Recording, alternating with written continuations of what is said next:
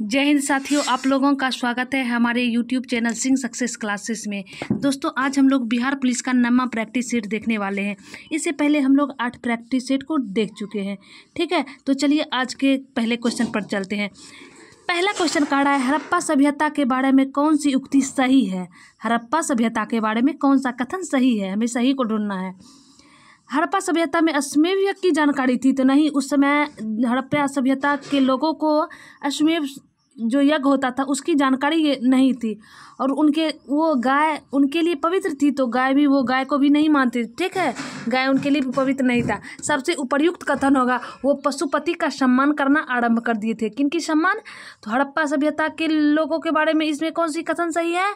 तो option number C correct है, वो पशुपति का सम्मान करना आरंभ कर दिए थे हड़प्पा सभ्यता के लोग है। ठीक है, किनका सम्मान आरंभ कर दिए थे करना? तो पशुपति का सम्मान करना आरंभ किया था हड़प्पा सभ्यता के लोगों ने। ठीक है, अगला क्वेश्चन कह रहा है गौतम बुद्ध द्वारा भिक्षुणी संघ की स्थापना कहाँ की गई थी। तो भिक्षुणी संघ की स्थापना किसने की है? गौतम बुद्ध की है। और कहाँ की है भिक्षुणी संघ की स्थापना? तो वैशाली में गौतम बुद्ध ने भिक्षुणी संघ की स्थापना की है। ठीक है, तो चलिए चलते हैं नेक्स्ट क्वेश्चन की ओर। देखिए, अगला क्वेश्चन कह रहा है कि मौर्य काल में विष्टि से क्या तात्पर्य है। मौर्य काल में विष्टि से तात्पर्य क्या है? तो मौर्य काल में विष्टि बेगाड़ी को कहा जाता था। किन्हें कहा जाता था? विष्टि बेगाड़ी को। ठीक है फ्रेंड्स, अगला क्वेश्चन कह रहा है किस वंश के शासकों ने मंदिर एवं ब्राह्मणों को सबसे अधिक ग्राम अनुदान में दिया। अर्थात कह रहा है अधिक गांव कौन से शासक दान में दिए, तो किस वंश के शासक दिए थे?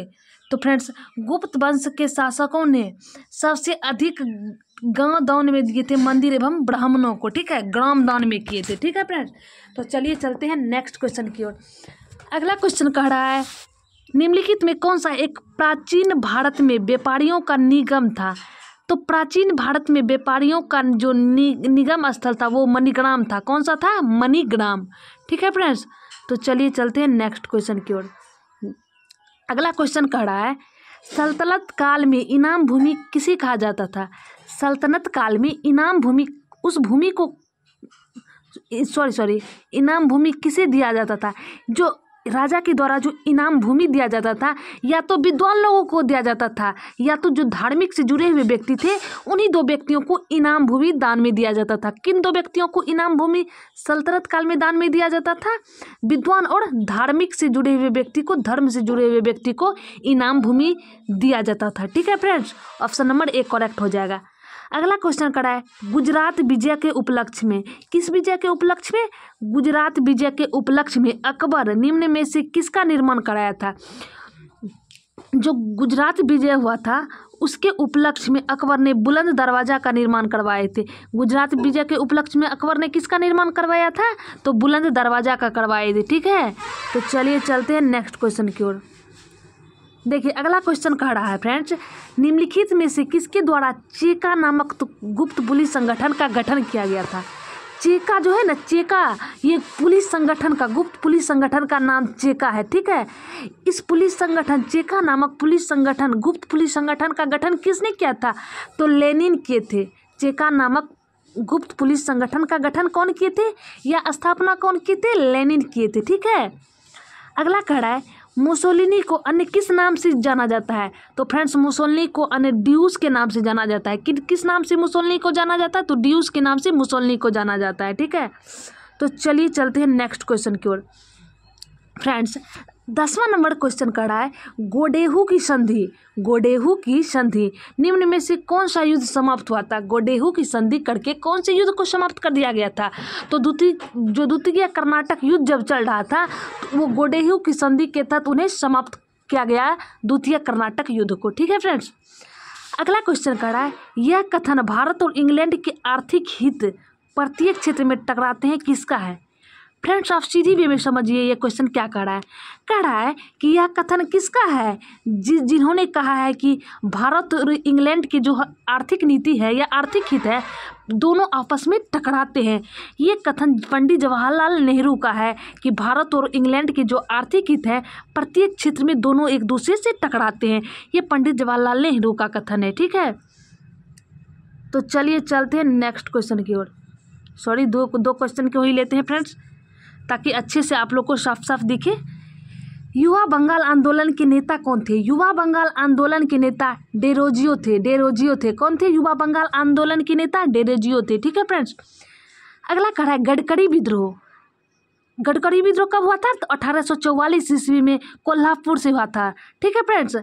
गडकरी विद्रोह कहाँ से शुरू हुआ था? केरल के कोल्हापुर से हुआ था। गडकरी विद्रोह की शुरुआत 1844 में शुरू हुआ था। ठीक है, तो कोल्हापुर से शुरुआत हुआ था। ठीक है, गडकरी विद्रोह। तो चलिए चलते हैं नेक्स्ट क्वेश्चन की ओर। देखिए अगला क्वेश्चन क्या कर रहा है फ्रेंड्स। अगला क्वेश्चन कर रहा है किस आंदोलन में से निम्न में किस आंदोलन में से एक साथ अरुणा आसफ अली का संबंध भूमिगत कार्यकलापों के महिला संगठनकर्ता से है? क्या कह रहा है? अरुणा आसफ अली का संबंध भूमिगत कार्यकलापों के महिला संगठनकर्ता के रूप में था। देखिए, एक भारत छोड़ो आंदोलन एक ऐसा आंदोलन है जो अरुणा आसफ अली का संबंध भूमिगत कार्यकलापों के महिला संगठन के रूप में था। ठीक है, कि सीधा समझिए, अरुणा आसफ अली तथा भूमिगत कार्य का संबंध किस आंदोलन से था? अब तो भारत छोड़ो आंदोलन से था। ठीक है, अरुणा आसफ अली का संबंध और भूमिगत कार्यकलापों में महिला संगठनकर्ता के रूप में था। ठीक है, किस आंदोलन से कनेक्ट था? तो भारत छोड़ो आंदोलन से था। ठीक है। अगला कह रहा है 15 नंबर का क्वेश्चन, खुदाई खिदमतकार के संस्थापक कौन थे? तो खुदाई खिदमतकार के संस्थापक फ्रेंड्स खान अब्दुल गफ्फार खां थे। कौन थे? तो खान अब्दुल गफ्फार खां थे खुदाई खिदमतकार के संस्थापक। ठीक है, तो चलिए चलते हैं नेक्स्ट क्वेश्चन की ओर। अगला क्वेश्चन कह रहा है फ्रेंड्स, संविधान सभा को मूर्त रूप प्रदान किसने किया है? संविधान सभा को मूर्त रूप, कौन सा रूप? मूर्त रूप प्रदान करने का काम पंडित जवाहरलाल नेहरू किए थे। संविधान सभा को मूर्त रूप प्रदान करने का काम कौन किए थे? तो पंडित जवाहरलाल नेहरू किए थे। ठीक है। नेक्स्ट क्वेश्चन कह रहा है B.R. अम्बेडकर अर्थात डॉक्टर भीमराव अम्बेडकर के अनुसार संविधान का आत्मा किसे बताया गया है? देखिए, आप लोग इजी वे में जानते होंगे, संविधान की आत्मा प्रस्तावना को कहा गया है। संविधान की आत्मा किसे कहा गया है? प्रस्तावना को। बट डॉक्टर भीमराव अम्बेडकर की थिंक के अकॉर्डिंग मौलिक अधिकार को संविधान की आत्मा बताया गया है। किन्हें बताया गया है? तो मौलिक अधिकार को संविधान की आत्मा डॉक्टर भीमराव अम्बेडकर की अनुसार बताया गया है। ठीक है फ्रेंड्स, तो चलिए चलते हैं हम लोग नेक्स्ट क्वेश्चन की ओर। अगला क्वेश्चन कह रहा है सर्वसत्ता संपन्न संसद की अवधारणा। सर्वसत्ता संपन्न संसद की अवधारणा किस देश की देन है? ये जो सर्वसत्ता संपन्न संसद की अवधारणा ये इंग्लैंड देश से लाया गया है और इसे संविधान में इंक्लूड किया गया है। ठीक है फ्रेंड्स, सर्वसत्ता संपन्न संसद इंग्लैंड के संविधान से लाया गया है। ठीक है, जो अपने भारत के संविधान में इन्हें सर्वसत्ता संसद को इंक्लूड किया गया है। ये कहाँ से लाया गया है? तो इंग्लैंड के संविधान से लाया गया है। ठीक है फ्रेंड्स। अगला कह रहा है संविधान की किस अनुच्छेद के अंतर्गत अधीनस्थ न्यायालय या जिला न्यायालय का प्रावधान है? क्या कर रहा है फ्रेंड्स? संविधान के किस आर्टिकल के अंतर्गत अधीनस्थ न्यायालय या जिला न्यायालय का प्रावधान है? तो आर्टिकल नंबर 233 के तहत जो अधीनस्थ न्यायालय या जिला न्यायालय का प्रावधान का जिक्र किया गया है। किसमें किया गया है अधीनस्थ न्यायालय या जिला न्यायालय का जिक्र? तो आर्टिकल नंबर 233 के तहत या आर्टिकल नंबर 233 में अधीनस्थ न्यायालय या जिला न्यायालय का जिक्र किया गया है। ठीक है फ्रेंड्स, तो चलिए चलते हैं नेक्स्ट क्वेश्चन की ओर। देखिए अगला क्वेश्चन क्या कह रहा है। अगला क्वेश्चन कह रहा है देशीकरण द्वारा, किसके द्वारा? देशीकरण द्वारा नागरिकता प्राप्त करने का एक तरीका क्या है? देखिए फ्रेंड्स, आप देशीकरण द्वारा नागरिकता प्राप्त कैसे कर सकते हैं? जैसे आप इंडिया के व्यक्ति हैं, आप पाकिस्तान में देशीकरण द्वारा नागरिकता कैसे ले सकते हैं? यदि आप महिला हैं, यदि आप पाकिस्तानी पुरुष से विवाह करते हैं तो आप देशीकरण नागरिकता प्राप्त कर सकते हैं देशीकरण द्वारा। ठीक है, यदि आप एक पुरुष हैं तो यदि आप पाकिस्तान की महिला से विवाह करते हैं तो फिर भी आप यदि पाकिस्तान की नागरिकता ग्रहण करना चाहेंगे तो वो देशीकरण नागरिकता विधि कहलाएगी। ठीक है फ्रेंड्स, किसी विदेशी पुरुष से विवाह करने पर, ठीक है, किसी विदेशी पुरुष से विवाह करने पर देशीकरण द्वारा नागरिकता आपको आसानी तरीका से मिल जाएगा। ठीक है, अगला क्वेश्चन कह रहा है कौन व्यक्तिगत स्वतंत्रता से संबंधित है। व्यक्तिगत स्वतंत्रता से संबंधित बंदी प्रत्यक्षीकरण है। ठीक है, व्यक्तिगत स्वतंत्रता से कौन संबंधित है, तो बंदी प्रत्यक्षीकरण। ठीक है फ्रेंड्स, तो चलिए चलते हैं हम लोग नेक्स्ट क्वेश्चन की ओर। देखिए अगला क्वेश्चन क्या कर रहा है फ्रेंड्स। अगला क्वेश्चन कर रहा है निम्नलिखित में कौन सी नीति निर्देशक सिद्धांत नहीं है। कौन सा नीति निर्देशक सिद्धांत नहीं है। मध्य निषेध, काम का अधिकार और समान काम के लिए समान वेतन का जो अधिकार है, ये नीति निर्देशक सिद्धांत के अंतर्गत आता है। बट सूचना का अधिकार नीति निर्देशक तत्वों के सिद्धांत के अंतर्गत नहीं आता है। सूचना का अधिकार राज्य के नीति निर्देशक तत्वों के अंतर्गत नहीं आता है। ठीक है फ्रेंड्स, एक महत्वपूर्ण सूचना है फ्रेंड्स कि आप लोग सोच रहे होंगे कि जीएस का, जनरल साइंस का क्वेश्चन एक भी इंक्लूड क्यों नहीं किया जा रहा है। तो हमारा जो कल का प्रैक्टिस सेट आएगा वो फुल साइंस पर आधारित होगा। ठीक है फ्रेंड्स, सर जैसे जैसे प्रैक्टिस सेट डालते हैं वैसे वैसे हम आपको प्रैक्टिस सेट करवाते हैं। ठीक है फ्रेंड्स, कल से आपका साइंस का क्वेश्चन भी इंक्लूड होगा और एस्थेटिक का भी होगा। ठीक है फ्रेंड्स, अगला क्वेश्चन कह रहा है भारतीय संसद के दोनों सदनों की संयुक्त अधिवेशन। ये जो भारतीय संसद है, जो राज्यसभा और लोकसभा दोनों जो की संयुक्त जो अधिवेशन होता है, कब होता है, किस संबंध में होता है। जब साधारण विधेयक को फ्रेंड्स पारित करना होता है तब भारतीय संसद के दोनों सदनों की संयुक्त अधिवेशन बुलाई जाती है, जब साधारण विधेयक पारित करना होता है। ठीक है friends, option number C correct हो जाएगा। अगला क्वेश्चन कह रहा है फ्रेंड्स भारत के राष्ट्रपति निर्वाचित होने के पूर्व, भारत के राष्ट्रपति बनने से पूर्व निम्न में कौन उपराष्ट्रपति नहीं थे। कह रहा है क्वेश्चन ऐसे कौन से राष्ट्रपति हुए जो राष्ट्रपति बनने से पहले वो उपराष्ट्रपति के पद पर नहीं थे।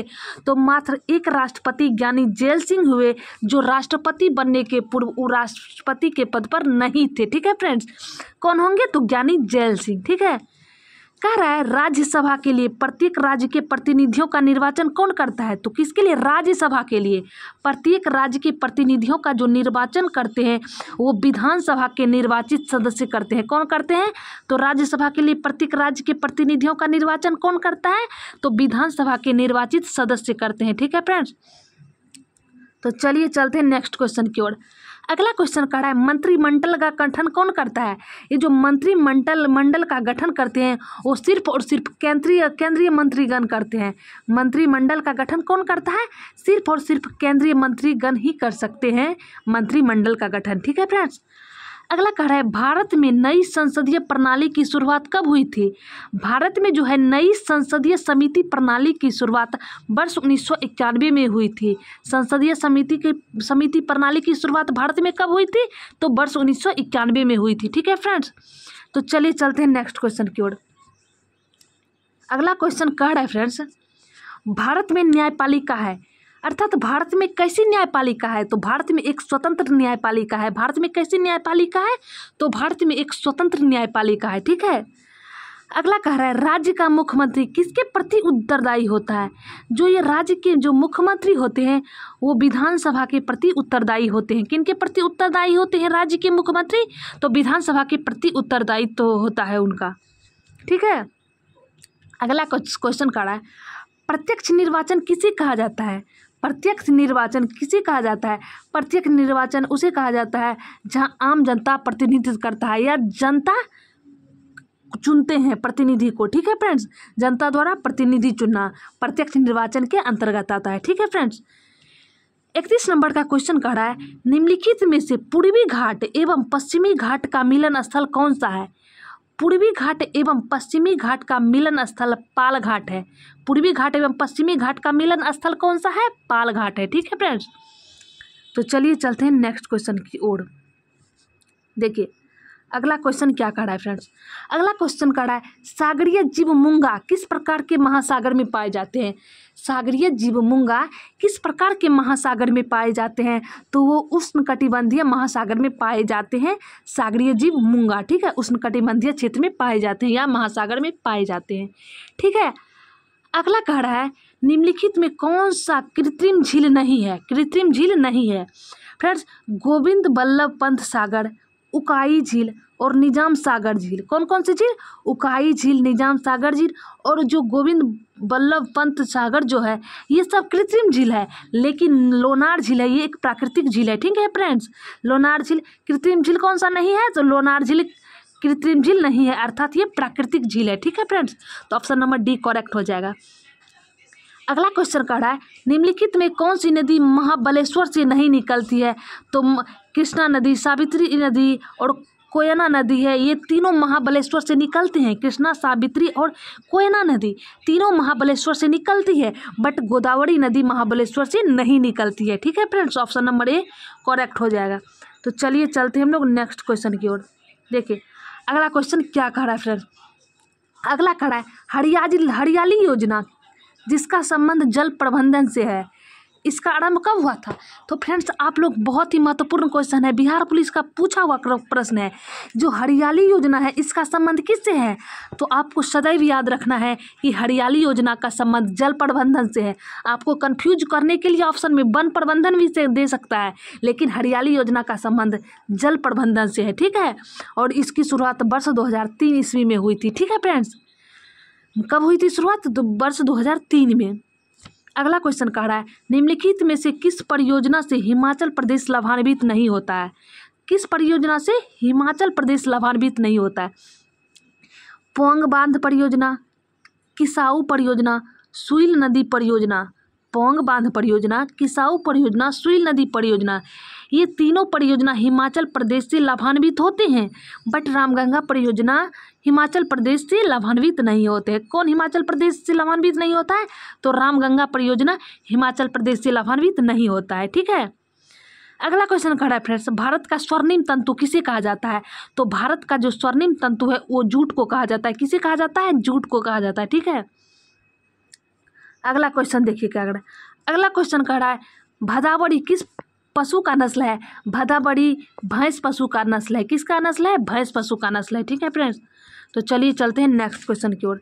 देखिए अगला क्वेश्चन क्या कह रहा है, थोड़ा जूम करते हैं फ्रेंड्स कि अच्छे से आपको दिखे। देखिए 39 नंबर का क्वेश्चन कह रहा है केरल किस खनिज के लिए प्रसिद्ध है? केरल किस खनिज के लिए प्रसिद्ध है? तो केरल जो है ना वो मोनाजाइट तथा थोरियम दोनों के लिए प्रसिद्ध है। केरल किस खनिज के लिए? मोनाजाइट खनिज के लिए और थोरियम दोनों के लिए प्रसिद्ध है। तो इस प्रकार ऑप्शन नंबर डी करेक्ट हो जाएगा। ए एवं बी दोनों, मोनाजाइट और थोरियम दोनों। ठीक है फ्रेंड्स, अगला क्वेश्चन कह रहा है निम्नलिखित ऊर्जा स्रोत को उसके क्षमता के अनुसार सही अवरोही क्रम में व्यवस्थित करने के लिए कहा है। अवरोही क्रम में क्या होता है? घटते क्रम। घटते क्रम में हमको व्यवस्थित करना है कि सबसे जो अधिक ऊर्जा उत्पादन कौन कर सकते हैं। तो जल विद्युत ऊर्जा, नवीकरणीय ऊर्जा, प्राकृतिक गैस, कोयला और तेल सभी दिया हुआ है। तो देखिए सबसे अधिक क्या कर रहा है? ऊर्जा स्रोत को उसके उत्पादन क्षमता के अनुसार, ऊर्जा स्रोत को उसकी क्षमता के अनुसार सबसे अधिक जो ऊर्जा होता है वो कोयला में होता है। फ्रेंड्स किस में होता है? तो कोयला में होता है। 3 नंबर हमको पहले व्यवस्थित करना है। उसके बाद जो कहेंगे उसके बाद नवीकरणीय ऊर्जा स्रोत जो है वो जो नवीकरणीय ऊर्जा है उसमें अधिक ऊर्जा होगा, 2 होगा। उसके बाद जल विद्युत ऊर्जा, ठीक है, उसके बाद 1 होगा। उसके बाद प्राकृतिक जो गैस है उसमें अधिक ऊर्जा होगा। ठीक है, और सबसे अंत में क्या हो जाएगा? तेल आ जाएगा। ठीक है, तेल सबसे कम ऊर्जा स्रोत देता है। ठीक है, सबसे कम ऊर्जा देता है तेल। ठीक है, इस प्रकार ऑप्शन 3, 2, 1, 4 और 5 हो जाएगा। 3, 2, 1, 4, 5 मिस्टेक से 6 टाइपिंग हो गया होगा सर से। ठीक है फ्रेंड्स, तो आपको 6 को हटा देना है। तो इस प्रकार ऑप्शन नंबर बी करेक्ट हो जाएगा। सबसे अधिक ऊर्जा देने वाला कौन है? तो कोयला, उसके बाद नवीकरणीय ऊर्जा, उसके बाद जल विद्युत ऊर्जा, उसके बाद प्राकृतिक गैस और सबसे अंत में तेल का नंबर आएगा। ठीक है, ऑप्शन नंबर बी करेक्ट हो जाएगा। तो चलिए हम लोग चलते हैं नेक्स्ट क्वेश्चन की ओर। देखिए अगला क्वेश्चन क्या कर रहा है फ्रेंड्स। 41 नंबर क्वेश्चन पर हम लोग पहुंच गए हैं। 50 क्वेश्चन के करीब पहुंचने वाले हैं फ्रेंड्स। जो भी हमारे चैनल पर पहली बार आए हैं वो चैनल को सब्सक्राइब कर दीजिएगा और क्लास को लाइक ज़रूर कीजिएगा फ्रेंड्स। की क्लास आपको कैसा लगता है, क्योंकि जो लाइक करते हैं वो लगता है कि थोड़ा मेरे अपने स्टूडेंट हैं। ठीक है फ्रेंड्स, तो चलिए चलते हैं 41 नंबर के क्वेश्चन पर। 41 नंबर का क्वेश्चन कह रहा है बिहार स्थित डालमिया नगर प्रसिद्ध है। बिहार स्थित डालमिया नगर किसके लिए प्रसिद्ध है? तो सीमेंट के लिए प्रसिद्ध है। सीमेंट उद्योग के लिए बिहार स्थित डालमिया नगर प्रसिद्ध है। ठीक है फ्रेंड, अगला क्वेश्चन कह रहा है निम्नलिखित में से किस जगह पर अनुसूचित जाति SC अर्थात शेड्यूल कास्ट का निवास नहीं है। अनुसूचित जाति किन स्थानों पर निवास करते हैं? अरुणाचल प्रदेश, लक्षद्वीप और नागालैंड। ये तीनों राज्यों में ऐसी कैटेगरी के लोग नहीं रह सकते हैं। ठीक है फ्रेंड्स, यहाँ निवास नहीं करती है, ना ही अरुणाचल प्रदेश में, ना ही लक्षद्वीप में, ना ही नागालैंड में अनुसूचित जाति के लोग निवास करते हैं। ठीक है friends, option number D correct हो जाएगा, इनमें सभी जगह निवास नहीं करते हैं। अगला कह रहा है चंद्रप्रभा वन्यजीव अभयारण्य। फ्रेंड्स, ये जो चंद्रप्रभा वन्यजीव अभयारण्य है वो कहाँ अवस्थित है? तो ये चंद्रप्रभा वन्यजीव अभयारण्य उत्तर प्रदेश राज्य में अवस्थित है। चंद्रप्रभा वन्यजीव अभयारण्य किस राज्य में है? तो यूपी राज्य में अवस्थित है, उत्तर प्रदेश में। ठीक है फ्रेंड्स, तो चलिए चलते हैं नेक्स्ट क्वेश्चन की ओर। अगला क्वेश्चन कह रहा है गिब्सन मरुस्थल कहाँ अवस्थित है? ये जो गिब्सन मरुस्थल है फ्रेंड्स, ये ऑस्ट्रेलिया में अवस्थित है। गिब्सन मरुस्थल कहाँ अवस्थित है? तो गिब्सन मरुस्थल ये ऑस्ट्रेलिया में अवस्थित है। ठीक है, अगला कह रहा है आर्कटिक वृत्त विषुवत रेखा के किस ओर है? ये जो आर्कटिक वृत्त है ये विषुवत रेखा के उत्तर में अवस्थित है। आर्कटिक वृत्त जो विषुवत रेखा की किस ओर अवस्थित है? तो उत्तर की ओर अवस्थित है। ठीक है फ्रेंड्स, अगला कह रहा है the struggle in my life. The struggle in my life निम्नलिखित में से किसकी रचना है? तो the struggle in my life Nelson Mandela की रचना है। ठीक है, the struggle in my life किसकी रचना है? तो नेल्सन मंडेला की है। ठीक है, तो चलिए हम लोग चलते हैं अगले क्वेश्चन की ओर। देखिए, आप लोग को कंफ्यूज हो रहे होंगे, इंडियन स्ट्रगल, जो इंडियन स्ट्रगल है वो सुभाष चंद्र बोस की पुस्तक है। इंडियन स्ट्रगल किसकी है रचना? तो सुभाष चंद्र बोस की है। लेकिन the struggle in my life Nelson Mandela की रचना है। ठीक है, इंडियन स्ट्रगल किसका है? सुभाष चंद्र बोस का। The struggle in my life Nelson Mandela का। ठीक है, तो चलिए चलते हैं नेक्स्ट क्वेश्चन की ओर। देखिए, इसमें सारा क्वेश्चन इंक्लूड कर लेते हैं। ठीक है, देखिए फ्रेंड्स, हमारे चैनल पर जो भी पहली बार आए हैं वो सब्सक्राइब कर दीजिएगा, और इससे जो भी पहले प्रैक्टिस सेट को आप लोग नहीं देखे हैं उसे देख लीजिएगा। ठीक है, क्योंकि हर जो प्रैक्टिस सेट है उसमें सारे VVI क्वेश्चन को इंक्लूड किया गया है। ठीक है, और फ्रेंड्स जो भी फ्रेंड्स हमारी क्लास को देखते हैं प्लीज़ वो लाइक कर दीजिएगा, क्योंकि लाइक करने के बाद लगता है कि वो हमारे ज़्यादा करीब है। ठीक है फ्रेंड्स, और ज़्यादा से ज़्यादा हमें भी मेहनत करने का मन करता है। ठीक है फ्रेंड्स, अगला क्वेश्चन कह रहा है गोल्डन थ्रेशहोल्ड नामक पुस्तक के लेखक कौन है? ये जो गोल्डन थ्रेशहोल्ड नामक पुस्तक के लेखक सरोजिनी नायडू है। गोल्डन थ्रेशहोल्ड नामक पुस्तक के लेखक कौन है? तो श्रीमती सरोजिनी नायडू जी हैं गोल्डन थ्रेशहोल्ड नामक पुस्तक के लेखक। ठीक है, अगला क्वेश्चन कह रहा है नॉर्मल बोरलॉग पुरस्कार से सम्मानित प्रथम महिला कौन सी है? ये जो नॉर्मल बोरलॉग पुरस्कार है इससे सम्मानित प्रथम महिला अमृता पटेल है। नॉर्मल बोरलॉग पुरस्कार से सम्मानित प्रथम महिला कौन है? तो अमृता पटेल हुई हैं। ठीक है, अगला कह रहा है ओलंपिक खेलों में भाग लेने वाली प्रथम महिला कौन थी? तो ओलंपिक खेल में भाग लेने वाली प्रथम महिला मैरी लीला राव थी। ओलंपिक खेल में भाग लेने वाली प्रथम महिला कौन थी? तो मैरी लीला राव थी। ठीक है फ्रेंड्स, अगला कह रहा है भारत के प्रथम मुख्य न्यायाधीश कौन बने थे? जो भारत के प्रथम मुख्य न्यायाधीश बने थे वो हीरालाल जे कानिया थे। भारत के प्रथम मुख्य न्यायाधीश कौन बने थे? तो हीरालाल जे कानिया बने थे। ठीक है फ्रेंड्स, तो आज के लिए इतना ही, हम लोग मिलते हैं नेक्स्ट प्रैक्टिस सेट में। जय हिंद।